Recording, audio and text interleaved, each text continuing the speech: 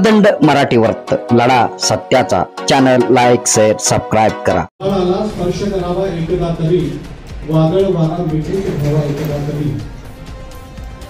आभाळाला स्पर्श करावा एकदा तरी वादळ वारा मिठीत घ्यावा एकदा तरी.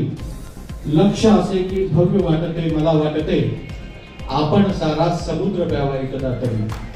आपण सारा समुद्र प्यावा एकदा तरी.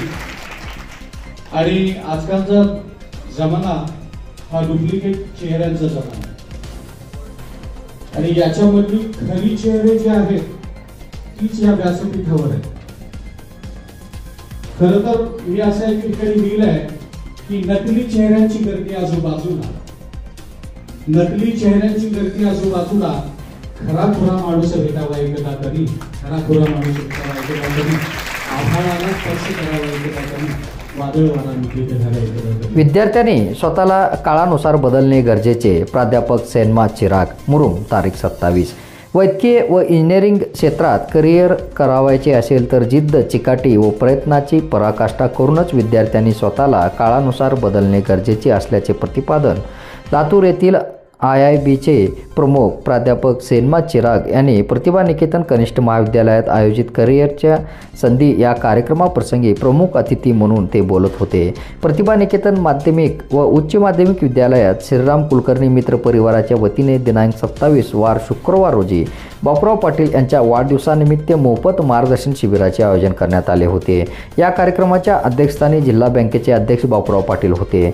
यावेळी IIBचे प्राध्यापक शिवशंकर बुरांडे, कंटेकूरचे माजी सरपंच गोविंद पाटील, माधवराव पाटील महाविद्यालयाचे प्राचार्य डॉक्टर अशोक सपाटे, माजी नगराध्यक्ष रशीद शेख, बबनराव बनसोडे, विविध कार्यकारी सेवा सोसायटीचे माजी व्हाईस चेअरमॅन प्रमोद कुलकर्णी, मुख्याध्यापिका मानंदा रोडगे, सूर्यकांत जाधव, श्रीकांत बेंडकाळे आदींची प्रमुख उपस्थिती होती. पुढे बोलताना प्राध्यापक चिराग म्हणाले की ग्रामीण भागातील विद्यार्थ्यांनी नीट व JEE परीक्षाविषयी कुठल्याही प्रकारचा संकोच बाळगू नये. या परीक्षेला धैर्याने सामोरे जाणे महत्त्वाचे आहे. आपण या परीक्षेचा सतत सराव व प्रयत्न करून यश संपादन करावे असे आवाहन त्यांनी यावेळी केले. गौस शेख, राजू मुल्ला, आशिष वेदपाठक, ओमकार चव्हाण आदींनी पुढाकार घेतला. या कार्यक्रमाचे प्रास्ताविक उल्हास घुरघुरे यांनी केले. सूत्रसंचालन श्रीराम कुलकर्णी तर आभार डॉक्टर अशोक सपाटे यांनी मानले. यावेळी 10वी, 11वी व 12वीचे विद्यार्थी, पालक व नागरिक मोठ्या संख्येने उपस्थित होते. इसके बाद विद्यार्थी ने क्या करना चाहिए और आज 11वीं और 12वीं में जो है विद्यार्थी उन्होंने क्या करना चाहिए, उन सारे परीक्षा प्रश्नों का उत्तर देते हुए धीरे से शुरू करते हैं कि 10वीं के बाद सबसे पहला जो चयन करना रहता है वो ये है कि विद्यार्थी आगे जाके साइंस करे या कॉमर्स करे या आर्ट्स करे. बराबर. अधिकांश विद्यार्थी बेसिकली साइंस सिलेक्ट करते हैं ताकि अपन आगे जाके कुछ डॉक्टर या इंजीनियर ऐसे ब्रांच के अंदर जा सके. जो भी विद्यार्थी डॉक्टर बनना के इच्छुक है, मैं सिर्फ इतना ही जानना चाहता हूं कि कितने लोग इसके लिए डॉक्टर बनना चाहते हैं भविष्य में. 10वीं के विद्यार्थी, 11वीं के विद्यार्थी या 12वीं के विद्यार्थी भविष्य में कोई डॉक्टर बनना चाहता है. ओके, एक विद्यार्थी बड़ा MBBS का फुल फॉर्म बता सकती है? नहीं, ये हास्यास्पद नहीं है, ये किसी को भी नहीं मालूम रहता है. बराबर है. जीवन में अपन सपना बहुत आसानी से पाल लेते हैं कि अपने को डॉक्टर बनना है या इंजीनियर बनना है, लेकिन आप में से आधे लोगों को इंजीनियर की स्पेलिंग भी नहीं मालूम होती है और MBBS का फुल फॉर्म भी नहीं मालूम. बराबर है. तो आज पहली स्पष्टता से शुरू करते कि डॉक्टर यानी कि MBBS का फुल फॉर्म होता है bachelor of medicine and bachelor of surgery. क्या फुल फॉर्म होता है? Bachelor of medicine and bachelor of surgery. बराबर है. तो डॉक्टर बनना यानी कि MBBS की डिग्री हासिल करना. बराबर है. उसके लिए जो परीक्षा की तैयारी है वो 10वीं के बाद की जाती है और 12वीं के बाद उसकी परीक्षा यानी कि नीट परीक्षा देनी होती है. तो यानी कि MBBS के अंदर प्रवेश करने के लिए नीट की परीक्षा अपने को उत्तीर्ण गुण से क्वालिफाई करनी पड़ती है. बराबर है. और नीट की परीक्षा के अंदर 3 विषय होते हैं, physics, chemistry and biology. Biology 90 question होते हैं, केमिस्ट्री 45 क्वेश्चन होते हैं और फिजिक्स 45 क्वेश्चन होते हैं. यानी कि कुल ये परीक्षा 180 प्रश्न की होती है और 720 मार्क्स की होती है. बराबर है. इसमें से जो अधिक गुणवंत विद्यार्थी है वो एम्स जैसे सर्वोच्च मेडिकल कॉलेज के अंदर जाते हैं. तो भारत का सबसे सर्वोच्च मेडिकल कॉलेज उसको अपन बोलते हैं एम्स यानी कि all India institute of medical science. उसके बाद नेक्स्ट जो मेडिकल कॉलेज होता है उनको अपन बोलते हैं AFMC एएफएमसी यानी कि आर्म्ड फोर्स मेडिकल कॉलेज, उसके बाद बहुत सारे कॉलेजेस है राज्य के अंदर जीएमसी यानी कि गवर्नमेंट मेडिकल कॉलेजेस को रैंक वाइज बेसिकली विद्यार्थियों को दिया जाता है। तो नीट की तैयारी करने के लिए विद्यार्थियों को 10वीं के बाद पीसीबी यानी कि फिजिक्स केमिस्ट्री बायोलॉजी इस ब्रांच का चयन करना पड़ता है और 11वीं और 12वीं 2 वर्ष का पूरा सिलेबस मिला के नीट की परीक्षा देनी पड़ती है। नीट की परीक्षा टफ नहीं है, लेकिन बेसिकली विद्यार्थियों को टफ क्यों जाती है? अब तक विद्यार्थी जब 8वीं में होता है तो केवल 8वीं की परीक्षा देता है, 9वीं में होता है तो 9वीं की परीक्षा देता है और 10वीं में होता है तो 10वीं की परीक्षा देता है। लेकिन नीट की परीक्षा का सिलेबस 1 वर्ष का नहीं है, 2 वर्ष का। अब तक आपने जितनी भी परीक्षा दी उसके अंदर केवल और केवल 1 वर्ष का सिलेबस था, लेकिन अब आगे जाके जितनी भी स्पर्धा परीक्षा आप दोगे 10वीं के बाद उसके अंदर 1 वर्ष का नहीं लेकिन 2 वर्ष का सिलेबस होता है। इसका अर्थ यह है कि आप 11वीं में स्टार्टिंग में जो सीखते हैं वो आपको 1 वर्ष के लिए नहीं 2 वर्ष के लिए याद रखना पड़ता है, बराबर है। यही सबसे बड़ा चैलेंज बनते जाता है किसी भी स्पर्धा परीक्षा को क्वालिफाई करने के लिए। तो जो लोग डॉक्टर बनना चाहते हैं उन्हें डेफिनेटली पीसीबी ब्रांच लेनी चाहिए और पीसीबी ब्रांच लेके नीट की तैयारी करनी चाहिए। नीट की तैयारी द्वारा विद्यार्थी एमबीबीएस में जा सकते हैं, बीडीएस में जा सकते हैं, बीएमएस में जा सकते हैं, बीएचएमएस में जा सकते हैं, यानी कि अलग अलग वैद्यकीय ब्रांचेस के अंदर बेसिकली विद्यार्थी जा सकते हैं, बराबर है। तो 10वीं के बाद भविष्य में जो भी बेसिकली अगर मान लो डॉक्टर बनना चाहते हैं तो किसी एक ब्रांच का चयन यानी कि पीसीबी का करना चाहिए, बराबर है। और अगर इतिहास की बात करूं तो पहले महाराष्ट्र में ऐसा हुआ करता था कि बोर्ड परीक्षा के आधार पे, मतलब बोर्ड परीक्षा की गुणवत्ता के आधार पे विद्यार्थियों को मेडिकल का प्रवेश मिलता था। उसके बाद आई सीईटी परीक्षा, फिर सीईटी की गुणवत्ता के आधार पे विद्यार्थियों को मेडिकल का प्रवेश मिलने लग गया। फिर पूरे भारतवर्ष में एक ही परीक्षा हो इसलिए नीट परीक्षा लॉन्च हुई। तो नीट का फुल फॉर्म है national eligibility cum entrance test. इस परीक्षा द्वारा विद्यार्थी एमबीबीएस, बीएमएस, बीडीएस, बीएचएमएस किसी भी कोर्स के अंदर सिलेक्ट हो सकता है, बराबर है। तो जो लोग भी भविष्य में डॉक्टर बनना चाहते हैं उन्हें 10वीं के बाद पीसीबी ब्रांच लेनी चाहिए और नीट की परीक्षा का पूरा तैयारी करनी चाहिए, बराबर है। अगर मैं आईआईबी की बात करूं तो आईआईबी वो इंस्टीट्यूट है जिसने किसी भी परीक्षा का जन्म भी देखा है, किसी भी परीक्षा का बदलाव भी देखा है और किसी भी परीक्षा का पतन भी देखा है, बराबर है। मतलब 23 साल का हमारा अनुभव इतना बड़ा है कि हमने प्रत्येक परीक्षा को जन्म से लेके आखिरी तक देखा है। तो इसलिए नीट के निकाल की बात करूं तो 2017 में आईआईबी के 843 स्टूडेंट सिलेक्टेड फॉर एमबीबीएस, 2018 में 1111 स्टूडेंट सिलेक्टेड फॉर एमबीबीएस, 2019 में 1215 स्टूडेंट सिलेक्टेड फॉर एमबीबीएस, 2020 में 1253 स्टूडेंट सिलेक्टेड फॉर एमबीबीएस, 2021 में 1470 plus student selected for MBBS, 2022 में 1550 plus student selected for MBBS and 2023 में यानी कि इस वर्ष 1700 प्लस विद्यार्थी सिलेक्टेड फॉर एमबीबीएस। यानी कि बेसिकली प्रत्येक वर्ष का आंकड़ा हमारे पिछले वर्ष के आंकड़े से हमेशा बेहतर ही रहा है या बढ़कर ही रहा है। यह हो गई सिर्फ एमबीबीएस की बात, लेकिन भारत की सर्वोच्च मेडिकल कॉलेज यानी कि एम्स की अगर मैं बात करूं तो लास्ट ईयर पूरे महाराष्ट्र से एम्स के अंदर सिलेक्ट होने वाले 75 स्टूडेंट थे, जिसमें से 42 स्टूडेंट केवल आईआईबी से थे। और बेसिकली इस साल 180 विद्यार्थी महाराष्ट्र से एम्स मेडिकल कॉलेज के अंदर सिलेक्ट हुए हैं, जिसके अंदर 61 विद्यार्थी केवल आईआईबी से। यानी कि बायोलॉजी, फिजिक्स और केमिस्ट्री तीनों विषय में आईआईबी का पूरे भारतवर्ष में कोई भी तोड़ नहीं। ये हो गई बेसिकली एमबीबीएस की बात। यानी कि जो भविष्य में डॉक्टर बनना चाहते हैं उन्होंने 10वीं के बाद क्या लेना चाहिए? पीसीएम लेना चाहिए, पीसीबी लेना चाहिए, पीसीबी और नीट परीक्षा की तैयारी करनी चाहिए, बराबर है। अब वो विद्यार्थी की तरफ आ जाते हैं जो भविष्य में इंजीनियर बनना चाहते हैं। कितने विद्यार्थी हैं जो भविष्य में इंजीनियर बनना चाहते हैं? एक बेटा आईआईटी का फुल फॉर्म बोल सकते हैं क्या? चलिए कोई दिक्कत नहीं, हम वहीं से शुरू करते हैं। आईआईटी भारत की सर्वोच्च इंजीनियरिंग कॉलेज, बोल बेटा वेरी गुड, एक बार जोरदार ताली हो जाए बच्चे के लिए, उसको मालूम है, ठीक है, Indian institute of technology, very good, ठीक है। सो भारत की सर्वोच्च इंजीनियरिंग कॉलेज यानी कि बेसिकली उसको बोलते हैं आईआईटीज। आईआईटीज के बाद अगली इंजीनियरिंग कॉलेज होती है, देयर इज बेसिकली एनआईटीज, उसके बाद वीआईटीज, उसके बाद ट्रिपल आईटीज, और उसके बाद राज्य के अंदर बहुत सारे अलग अलग इंजीनियरिंग कॉलेजेस है जिसको अपन गवर्नमेंट इंजीनियरिंग कॉलेज के नाम से भी जानते हैं, बराबर है।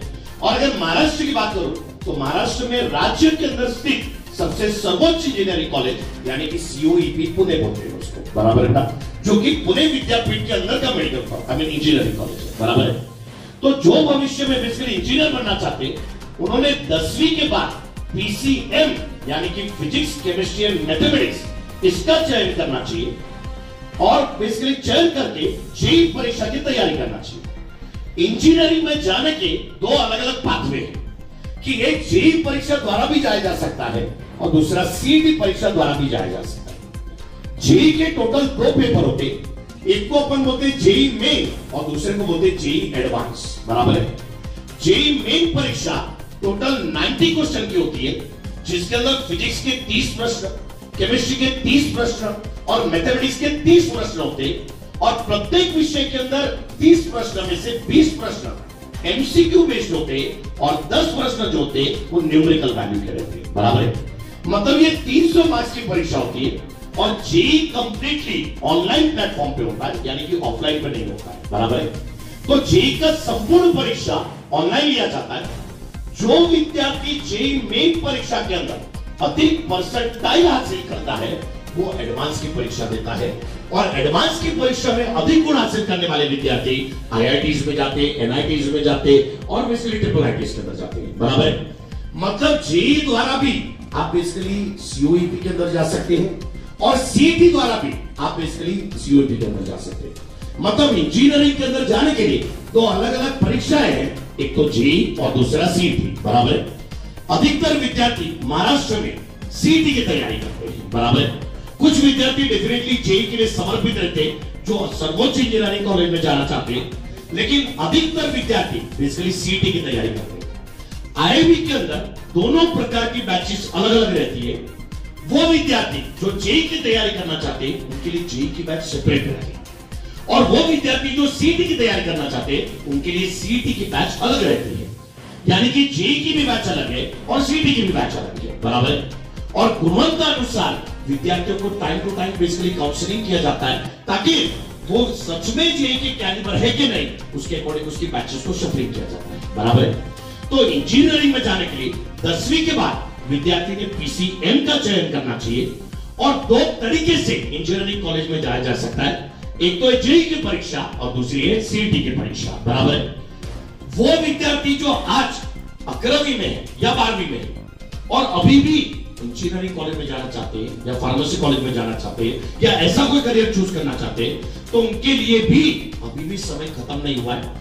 जैसी आपकी बोर्ड की परीक्षा खत्म होती है आईआईबी के अंदर एक क्रैश कोर्स रन होता है जिसके अंदर प्रत्येक चैप्टर का रिवीजन लेके प्रत्येक चैप्टर का वापस से सिंगल चैप्टर के ऊपर परीक्षा होती है और सिंगल चैप्टर पे परीक्षा होने के बाद बेसिकली विद्यार्थियों को एक होल कवर सिलेबस राउंड होता है।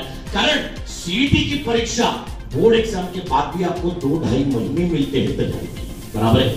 यानी कि बेसिकली आपकी बोर्ड की परीक्षा 12 मार्च में खत्म भी हो गई तो आपके पास मार्च का आधा महीना, अप्रैल का पूरा महीना, मई का भी बेसिकली पूरा महीना रहेगा जिसके अंदर बेसिकली आपको सीईटी की परीक्षा रहेगी। सीईटी की डेट्स डिक्लेयर हो चुकी है इसलिए मई के मिड्स में, बराबर है, आपका बेसिकली सीईटी की परीक्षा चालू हो जाएगी, बराबर है। तो यानी कि आपके पास 2 महीना रहेगा सीईटी की तैयारी के लिए अभी भी जो विद्यार्थी इस वक्त 12वीं के अंदर है। तो भविष्य में अगर डॉक्टर या इंजीनियर बनना चाहते हैं तो ये बात याद रखिए कि डॉक्टर बनना है तो नीट की तैयारी करनी पड़ती है और अगर इंजीनियर बनना है तो जेईई या सीईटी की तैयारी करनी पड़ती है, बराबर है। लेकिन कोई भी सपना देख लेना बहुत आसान है, उसको पूरा करना उतना ही मुश्किल है, बराबर है। तो इसलिए पूरा करने के लिए पूरे 2 वर्ष की मेहनत लगती है। तो जो विद्यार्थी आज 10वीं में उनके लिए एकदम बेस्ट अपॉर्चुनिटी है कि 11वीं और 12वीं सही चीजों का चयन किया जाए और उसकी तैयारी पहले से ही चालू की जाए। जो विद्यार्थी इस वक्त 12वीं में है अभी भी उम्मीद खोने की कोई बात नहीं है, अभी भी आप क्रैश कोर्स द्वारा प्रत्येक चैप्टर के अंदर प्रैक्टिस करके वहां तक पहुंच सकते हो जहां तक पहुंचना है, बराबर है। तो ये सारे माध्यम है जिससे अपन एमबीबीएस या फिर इंजीनियरिंग कॉलेज के अंदर प्रवेश ले सकते हैं। कुछ विद्यार्थियों का ऐसा रहता है कि जिनका एमबीबीएस में नहीं लगा वो आगे जाके बेसिकली फार्मेसी वगैरह कोर्स भी सिलेक्ट करते हैं, बराबर है। तो उन कोर्सेज के लिए सीईटी की परीक्षा द्वारा भी जाया जा सकता है, बराबर है। तो मतलब MBBS, BMS, BDS, BHMS and basically nursing के लिए भी, बराबर है, आप बेसिकली नीट द्वारा एडमिशन ले सकते हैं। और बी फार्मेसी के लिए बेसिकली आप सीईटी द्वारा एडमिशन ले सकते हैं, बराबर है। इंजीनियरिंग कॉलेजेस के लिए जेईई द्वारा प्रवेश ले सकते हैं या फिर सीईटी द्वारा ले सकते हैं, बराबर है। तो जो भी पहले दिन से समर्पित है कि मुझे डॉक्टर बनना है, उसने पहले दिन से पीसीबी ब्रांच का चयन करके उसकी तैयारी में लगना चाहिए।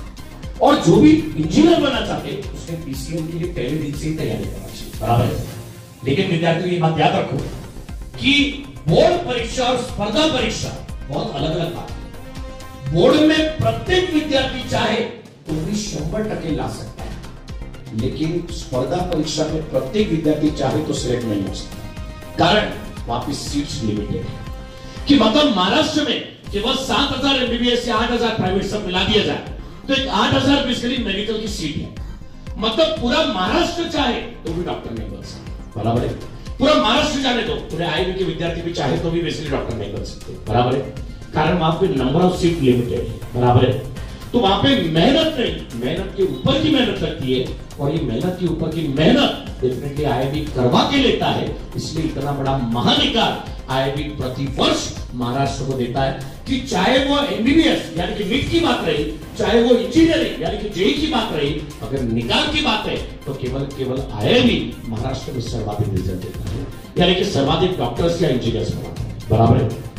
आप में से बहुत सारे विद्यार्थी ऐसे भी होंगे जो 12वीं के बाद शायद डॉक्टर इंजीनियर के अलावा भी कुछ बनना चाहते होंगे, बराबर है। तो डेफिनेटली आप जो भी ब्रांच सिलेक्ट करें जीवन में जिम्मेदारी के साथ करें, उसके लिए भरपूर प्रयत्न करें और उसके लिए क्या स्पर्धा परीक्षा लगती है उसके बारे में बेसिकली बिल्कुल जानकारी लेते हुए आगे बढ़े, बराबर है। जस्ट जहां तक डॉक्टर या इंजीनियर की बात है तो वहां पे बेसिकली आईआईटी से बड़ा विकल्प आज महाराष्ट्र में एक्चुअली कोई भी नहीं है। इसलिए जो लोग भी भविष्य में डॉक्टर या इंजीनियर बनना चाहते हैं वो डेफिनेटली बेसिकली आईआईटी का चयन करें और कभी भी लातूर आए बस इतना ही बताएं कि हम प्रतिभा निगम विद्यालय से हैं, तो डेफिनेटली बेसिकली आपका स्वागत हम बेसिकली अलग तरीके से करेंगे कि मतलब आज इन विद्यार्थियों के साथ हमने इंटरेक्ट किया है तो हम चाहेंगे कि अधिक से अधिक विद्यार्थी भविष्य में डॉक्टर्स या इंजीनियर्स बनने का हौसला रखें और भरपूर मेहनत करें। जो विद्यार्थी 10वीं में उनके लिए आज आईआईटी की तरफ से बोर्ड परीक्षा के कुछ सैंपल पेपर भी दिए जा रहे हैं ताकि विद्यार्थी उन पेपर्स को सॉल्विंग करके उनकी 10वीं की बोर्ड परीक्षा के अंदर कुछ अच्छा करके दिखाए, बराबर है।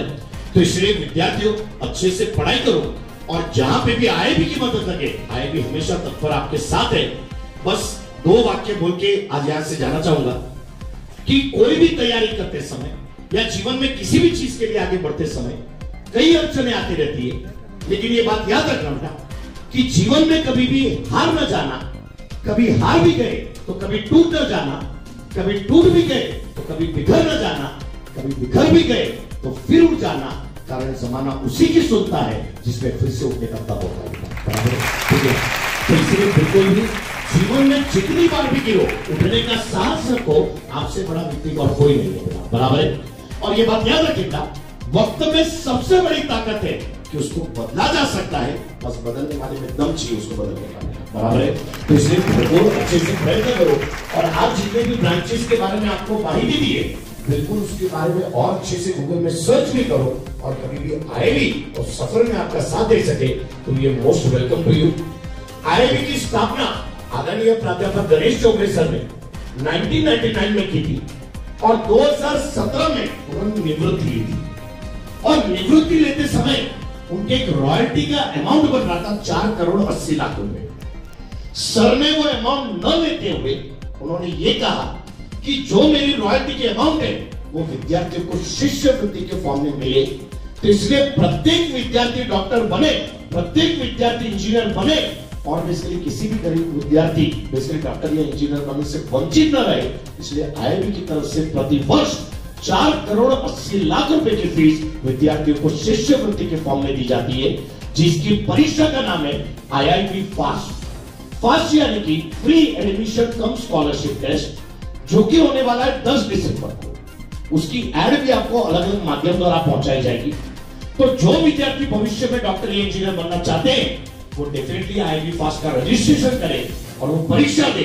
डेफिनेटली आपकी गुणवत्ता को पहचाना जाएगा और उसके अकॉर्डिंग इसलिए आपको स्कॉलरशिप भी प्रदान की जाएगी। बराबर है।